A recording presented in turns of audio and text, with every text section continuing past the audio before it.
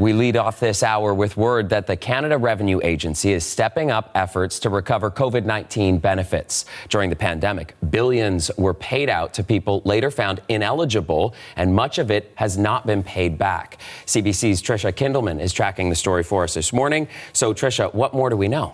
Well, I think, Chris, let's do a little refresher first, a reminder of everyone about these CERB payments, these emergency benefits that were offered by the government during the COVID-19 pandemic. So it was for anyone that was 15 years old who had stopped working or their hours may have been reduced due to COVID-19.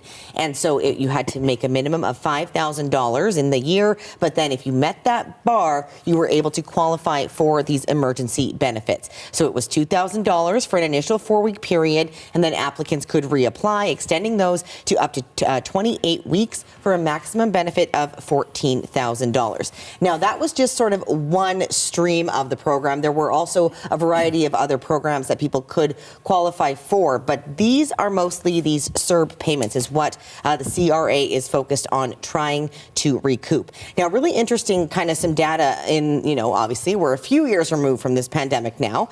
So there was in the food services and accommodation area, which they also do sort of lump arts and culture performances and employees into that. 2/3 of those people were seeking CERB benefits throughout there. So now we spoke with one Edmonton-based country singer, Patrick Massey, and he is saying that he is on the hook currently for, initially it was $41,000 in CERB benefits. Now that has been reduced down to about $27,000. But he says that he just doesn't have that money. It's not something he's able to pay back. And here's a bit more of what he had to say about why he applied for the program and looked for the support.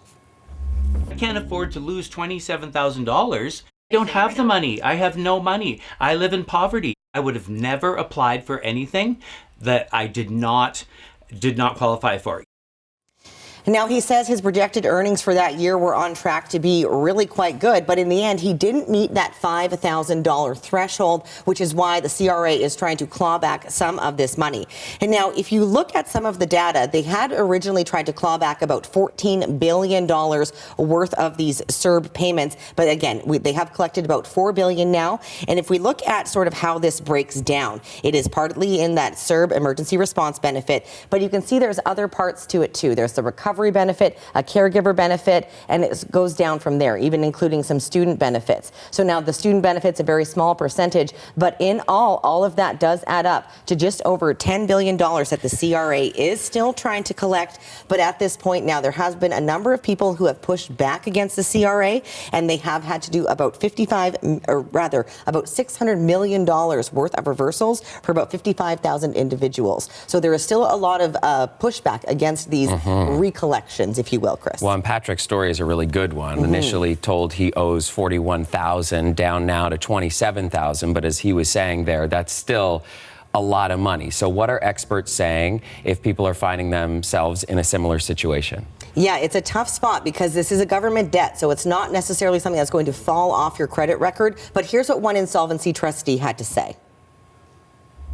In the last few months, I've seen that approach change pretty significantly. So we're certainly seeing bank account freezes now. We're seeing garnishees, which that's the most painful thing because that's when the government's going direct to your employer and saying, hey, before the person gets their wages, take 30% off the top, 20%, 40%, something like that, a significant amount. So again, it does seem to be that the government is ramping up efforts to collect these repayments, but the back and forth between some of these people who are in the crosshairs does seem to be like a battle is seemingly brewing at this point, Chris. Oh, my goodness. Okay, well, thank you for this because a lot of people are caught up in it, so a lot of people paying attention to this storyline this morning, Tricia. Thanks. Thank you.